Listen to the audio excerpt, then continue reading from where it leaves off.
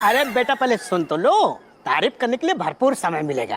अच्छा इरशाद। चलिए शुरू करते हैं।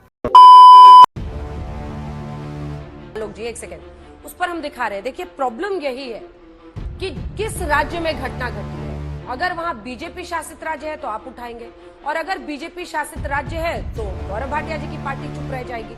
लेकिन बीजेपी कहती है कि हाथरस कांड पे तो न सिर्फ मुख्यमंत्री वहां पर गए, लेकिन प्रेस कॉन्फ्रेंस करके उन्होंने तमाम बातों का जवाब भी दिया। चलो भाई देखो अब मैं क्या करता हूँ। मुझे लगता है कि हाथरस की एक पहले भी घटना हुई। एक बच्ची को रात को 2 बजे मिट्टी का तेल डालकर प्रशासन की निगरानी में जिस तरह से अंत्येष्टि की गई वो भी पूरे देश ने देखा था। क्या जनता माफ नहीं करेगी? उस पर भी किसी ने माफी मांगी? उत्तराखंड में भी अंजना जी आज तक ने भी शो किया था, 100 से ज्यादा लोग जहरीली शराब से मरे थे। और गुजरात में तो इस तरह की कई बार घटनाएं हुई हैं। संदेश खाली की घटना, गुजरात की घटना, उत्तराखंड की घटना, इसकी तुलना करना मणिपुर से अपने आप में एक गलत बात है। अच्छा एक्सीडेंट्स हैं, सबने निंदा की, सबने उसकी आलोचना की। चाहे वो तमिलनाडु में 65 लोग मरे हों, उसको कोई अच्छा नहीं कह सकता।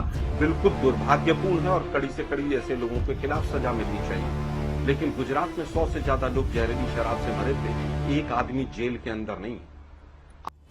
तो साला ये दुख का खत्म नहीं होता बे। आप कह रहे हैं कि गुजरात की तुलना मैं अब करने लग जाऊं मणिपुर से। मुझे मेरा धर्म नहीं कहता कि मैं मणिपुर की तुलना करूं। 15 दिन बाद जब सोशल मीडिया पर 2 महिलाओं का निर्वस्त्र वीडियो वायरल होता है तब देश को पता चलता है, चाणक्य को तब तक नहीं पता चलता है। संदेश खाली में जहां पर भी मैं समझता हूं कि कोई भी घटना है, कोई महिला है, वो महिला पहले उसके बाद सब कुछ है वो।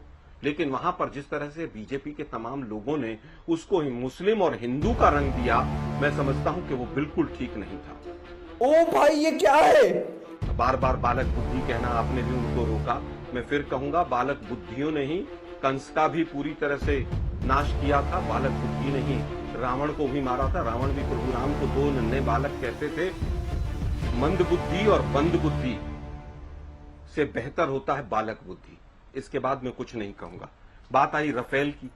सुप्रीम कोर्ट में राफेल में ये कहा गया कि सुप्रीम कोर्ट को गलत तरीके से कोट किया गया, या हमने उसमें कोट किया, उसके लिए हम माफी चाहते हैं। तो रुको जरा, सब्र करो, बोला धक्का मुक्की नहीं करने का।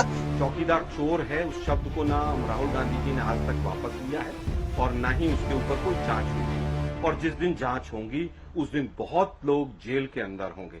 नोटबंदी से लेकर, राफेल से लेकर, पेगासस से लेकर, आज इतने मुद्दे हैं कि किसी मुद्दे में कोई नहीं बचेगा। और सबसे बड़ा मुद्दा भ्रष्टाचार का। हम तो कह रहे हैं मणिपुर में फास्ट ट्रैक कोर्ट क्यों नहीं बनाई आपने एक भी?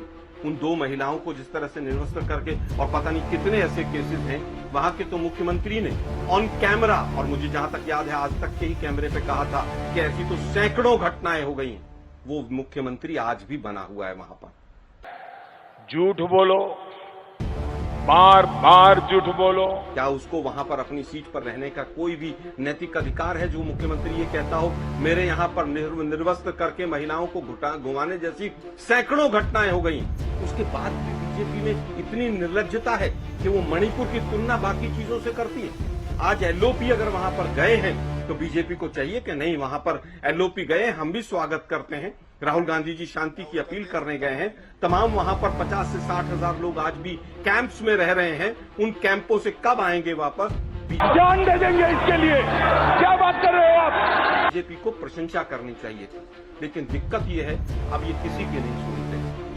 अहंकार सर चढ़कर बोलता है। आपको एक राज्य में इतनी तबाही हो गई, वो राज्य 20-30 साल पीछे चला गया। वहां के तमाम खिलाड़ियों ने, जिन्होंने ओलंपिक्स तक में मेडल लिए, उन्होंने मोदी जी से सवाल किए, अरे भाई